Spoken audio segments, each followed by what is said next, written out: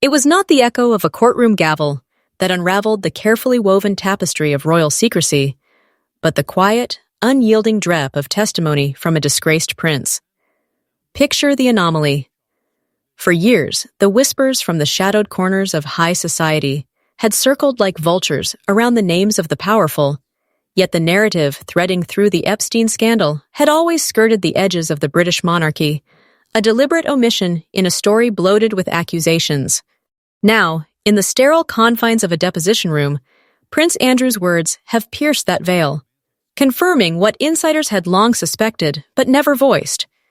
Meghan Markle's entanglement in the web spun by Jeffrey Epstein was no mere footnote. It was a calculated entry point, her initial sights set not on the spare heir, Prince Harry, but on the future king himself, Charles. The rejection that followed was swift and absolute, a door slammed shut in the face of ambition, prompting her to pivot with ruthless precision. She leaned on Andrew, the family's weakest link, to orchestrate a meeting in the neon-lit haze of Soho, a trap designed to ensnare Harry and redirect her path to power. This is no tabloid fever dream. It is the forensic reconstruction of a timeline that has simmered beneath the surface, emerging now in Andrew's reluctant admissions. To grasp the weight of this revelation, we must peel back the layers of glamour and protocol, diving into the undercurrents of influence and manipulation that have defined this saga. The Epstein affair, that sprawling hydra of exploitation and elite complicity, has claimed reputations like trophies, but Meghan's role, as outlined in Andrew's testimony, reveals a player who entered the game not as a victim, but as a strategist. Sources close to the investigation describe how her connections traced back to the early 2010s, a period when Epstein's island loomed as a nexus for the ambitious and the untouchable. Andrew's account paints her as a peripheral figure at first, introduced through mutual acquaintances in the entertainment world, where boundaries blurred between networking and something far more insidious. Yet, it was her ambition that propelled her deeper, seeking alliances that could catapult her from actress to icon. The testimony details exchanges, not of explicit wrongdoing, but of favors and introductions, a currency in Epstein's realm where information was power. Charles, then Prince of Wales, represented the pinnacle, a union that could blend Hollywood allure with royal gravitas, securing her a foothold in the ultimate establishment. Andrew's words, extracted under oath, confirm she pursued this with the fervor of a campaign, leveraging Epstein's network to angle for proximity. But the monarchy's guardians, ever vigilant, detected the red flags, unexplained associations, whispers of ulterior motives, and Charles, advised by his inner circle, rebuffed her advances before they could take root. This snub, delivered through discreet channels, ignited her recalibration. Enter Andrew, the brother ensnared in his own Epstein quagmire, vulnerable and isolated. Meghan, sensing opportunity in his desperation, applied pressure with the subtlety of a vice, using shared connections to compel him into service. The Soho setup was no chance encounter. It was engineered, a dimly lit venue chosen for its discretion, where Harry, the more pliable target, could be drawn into her orbit under the guise of casual introduction. Andrew's testimony lays bare the mechanics, coded messages, arranged logistics, all to facilitate a meeting that would bloom into romance, masking the underlying strategy. As the details cascade from the deposition transcripts, the royal watching world reels, questioning not just the past, but the fragility of the present. The silence that has followed Andrew's revelations is not empty. It is laden with the potential for seismic shifts, a reminder that in the House of Windsor, secrets are the true currency of survival. In the gilded echo chambers of Buckingham Palace, where decisions are made in hushed tones over polished mahogany tables, the initial threads of Meghan's involvement began to weave into the Epstein narrative long before the public eye turned its gaze. Andrew's testimony, delivered with the reluctance of a man cornered by his own history, reconstructs a timeline that starts in the glittering underbelly of New York's social scene, circa 2011. Epstein, the financier whose empire was built on illusions of exclusivity, hosted gatherings that blurred the lines between business and indulgence, attracting a mosaic of influencers from film, finance, and beyond. Meghan, then navigating the competitive waters of Hollywood as a rising star on Suits, found her way into this orbit through a chain of introductions, agents, producers, and mutual friends who saw value in cross-pollinating worlds. Andrew's account, pieced together from emails and recollections, positions her not as a central figure, but as an opportunistic networker attending select events where Epstein's influence could open doors to transatlantic elites. It was here, amid the clink of champagne flutes and veiled propositions, that her ambitions crystallized around the British royals. Charles, with his environmental crusades and cultural patronage, embodied a bridge to global legitimacy, a partnership that could elevate her from celebrity to stateswoman. The testimony reveals her early overtures, subtle inquiries through intermediaries, requests for meetings disguised as philanthropic discussions. Epstein's network facilitated these, providing back channels that bypassed traditional scrutiny. Yet, as Andrew describes, the palace's intelligence apparatus, discreet advisors, and security details flagged the associations early. Charles, ever the pragmatist, weighed the risks. A divorcee with ties to a controversial figure like Epstein posed too great a threat to his carefully curated image. The rejection came not in a dramatic confrontation, but in a series of non-responses. Invitations declined, doors quietly closed. This pivot point, as outlined in the deposition, marked Meghan's strategic retreat and redirection. Hurt but undeterred, she turned her gaze to Harry, the younger prince, whose vulnerabilities, grief over his mother, a quest for normalcy, made him a softer mark. Andrew, already mired in his own Epstein entanglements, became the unwitting pawn. His testimony confesses to the pressure. Messages from Meghan, laced with reminders of shared acquaintances and implied leverage, urging him to broker an introduction. Soho, that labyrinth of London's nightlife, with its mix of anonymity and allure, was selected for its neutrality, a place where royals could mingle without immediate scandal. The meeting was orchestrated with precision. Andrew, under duress, extended the invite to Harry under the pretext of a low-key evening, while Meghan positioned herself as the intriguing American encounter. What followed was no fairy-tale serendipity, but a calculated ensnarement, her charm deployed like a net to capture the prince's affections. As the testimony unfolds, it exposes the undercurrents of manipulation, how Epstein's shadow extended far beyond his downfall, infiltrating the very heart of the monarchy. The royal family's response, a blend of denial and deflection, now crumbles under this new light, forcing a reckoning with how close the institution came to deeper compromise. In piecing together these fragments, from archived communications to witness statements, Andrew's words form a mosaic of ambition unchecked, a cautionary tale of how personal aspirations can entwine with global scandals, leaving indelible stains on legacies once thought untouchable. Deep within the archival vaults of Windsor Castle, where dusty ledgers guard the monarchy's untold histories, the story of Meghan's targeting of Charles emerges as a masterclass in calculated assent. Andrew's testimony, extracted like a reluctant confession, illuminates the prelude. A period in 2013 when Meghan, bolstered by her growing fame, sought to transcend the confines of television stardom. Epstein's circle, with its veneer of intellectual discourse and powerful patrons, served as her launchpad. The financier, ever the connector, introduced her to figures who could facilitate entree into royal spheres, philanthropists, diplomats, and even minor aristocrats with ties to Charles's charities. Andrew's account details the strategy: discreet dinners in Manhattan lofts, where conversations turned to shared interests in conservation and humanitarianism, alignments that mirrored Charles's passions. Meghan positioned herself as a potential ally. Her biracial heritage and activist leanings presented as assets in modernizing the monarchy's image. The testimony reveals coded correspondences, funneled through Epstein's associates, proposing collaborations that masked deeper romantic ambitions. Charles, however, was no naive participant. His advisors, poring over background checks, uncovered the Epstein links, attendances at island retreats labeled as networking summits, but redolent with implications. The rejection was orchestrated with clinical efficiency, a polite but firm dismissal via intermediaries, citing scheduling conflicts and incompatible agendas.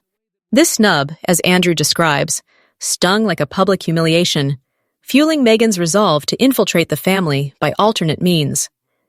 Harry, the grieving prince with a penchant for rebellion, became the new objective, a union that could still grant her the title and platform, albeit through the back door.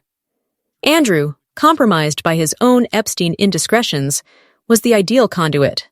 His testimony confesses the coercion, late-night calls from Meghan, invoking mutual secrets and the threat of exposure, compelling him to act as matchmaker. Soho's dimly lit bars, with their promise of escapism, provided the stage. Andrew arranged the encounter, framing it as a casual outing for Harry to unwind, while ensuring Meghan's presence seemed organic. The trap snapped shut with conversations that flowed from light banter to intimate revelations, Harry's vulnerabilities exploited to forge a bond. As the deposition transcripts circulate among legal circles, they paint a portrait of ambition's dark side, how rejection bred reinvention, and how the Epstein affair's tendrils reached into the heart of succession. The monarchy's guardians, now reflecting on those early warnings, grapple with the what-ifs. Had Charles yielded, the scandal's fallout might have toppled the throne itself. In reconstructing this narrative from fragmented records and insider leaks, Andrew's words serve as the keystone, bridging speculation to stark reality, a reminder that in the game of crowns, every alliance carries the seed of potential ruin. The pivot from rejection to retaliation forms the crux of Andrew's testimony, a narrative arc that transforms personal slight into institutional threat.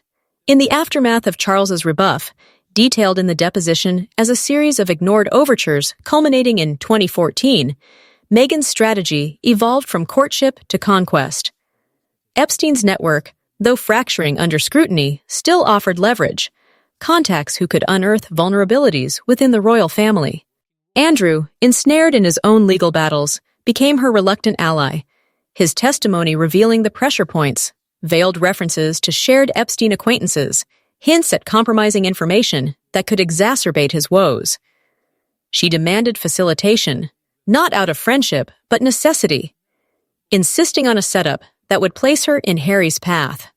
Soho, that pulsating vein of London's West End, was chosen for its duality, vibrant yet veiled, a locale where princes could prowl without palace oversight.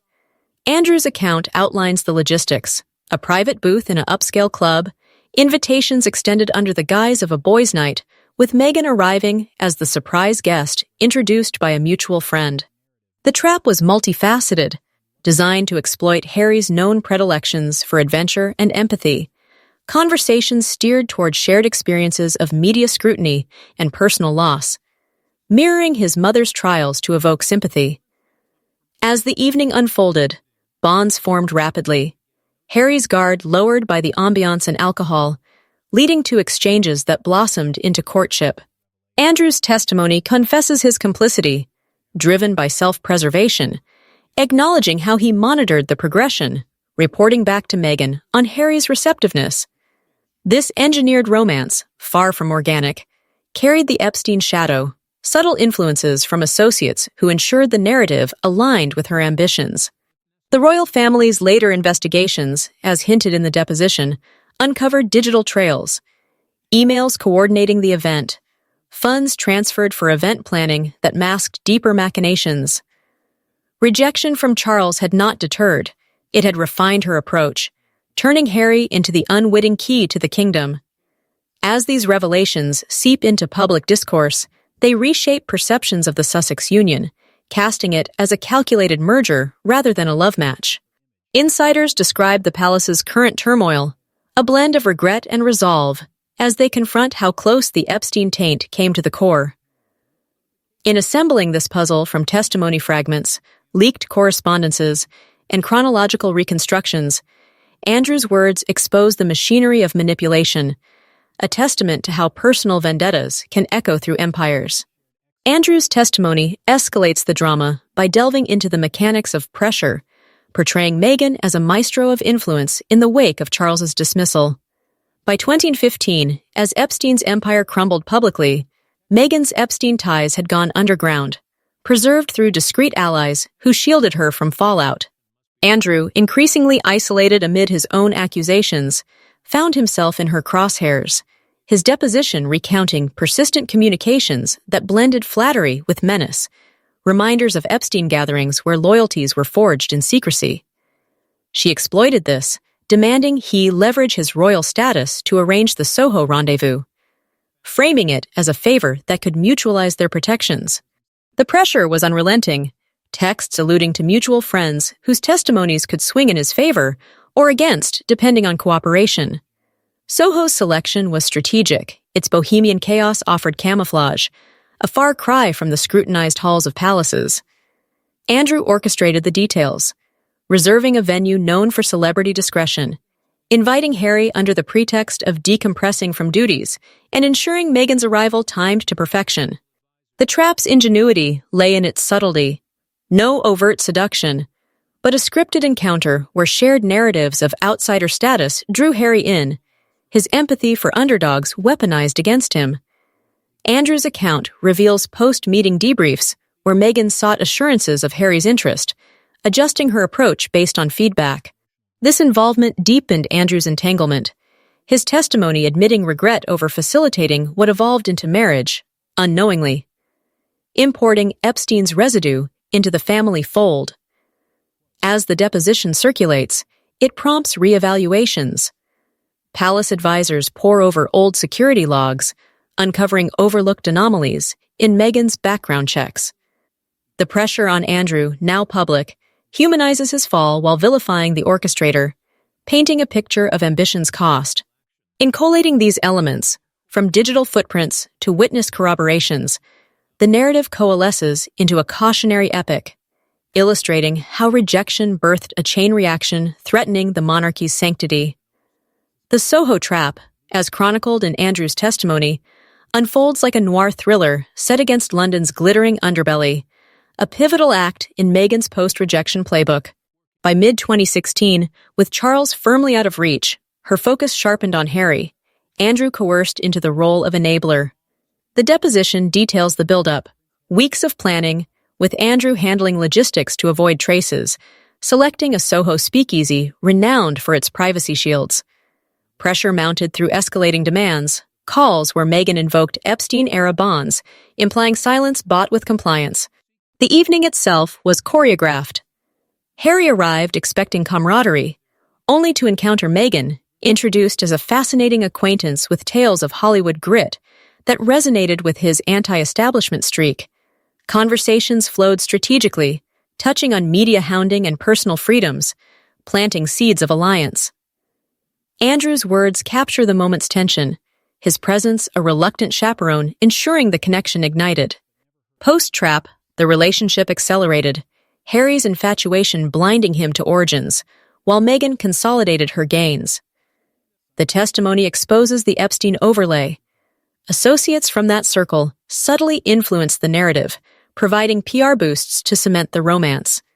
Palace retrospectives now reveal ignored warnings, security briefs noting unusual patterns in the meeting's setup. As implications ripple, the royal sphere braces for fallout, questioning the union's foundations. Piecing together timelines from testimonies and archives, this chapter underscores betrayal's artistry, how a single engineered night altered dynastic trajectories. Consequences cascade from Andrew's revelations, reshaping the royal landscape with the force of an unearthed relic. The testimony, confirming Meghan's Epstein links and strategic targeting, has ignited internal audits, palace sources describing a forensic purge of records to quantify the infiltration.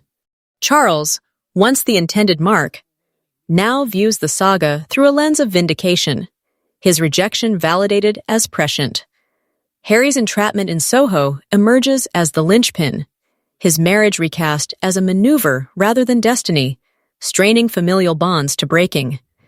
Andrew's admissions, born of legal duress, have amplified his isolation while spotlighting Meghan's machinations, prompting media frenzies and public skepticism. The Epstein affair's revival threatens broader scrutiny, with investigators probing residual connections that could tarnish the crown. Silence from Montecito contrasts with London's calculated restraint, a strategy echoing historical precedents where scandals were contained through discretion. Yet the testimony's impact reverberates. Whispers of title revocations, succession debates, and diplomatic strains with America. Insiders collate data, emails, travel logs, financial trails, building a dossier that could neutralize threats. This phase marks the reckoning, where past ambitions collide with present realities, forcing the monarchy to fortify against internal erosions. In the shadow of Andrew's testimony, the saga concludes with a haunting interrogation of power's illusions, leaving the monarchy at a crossroads. The confirmation of Meghan's Epstein involvement and her pivot from Charles to Harry via Soho's snare has dismantled facades, exposing a web of ambition that nearly ensnared the throne. Palace corridors hum with resolve, Anne-like figures advocating for severance to preserve integrity. Harry's realization, if it dawns, could fracture his world. The trap's legacy a perpetual echo. Public verdict looms, with debates raging over forgiveness versus accountability. The true weapon? Not silence, but truth's inexorable march. As files close, the question lingers. In this clash of crowns and calculations, who emerges unscathed? The crown endures, but scarred, a testament to vigilance's triumph over vulnerability.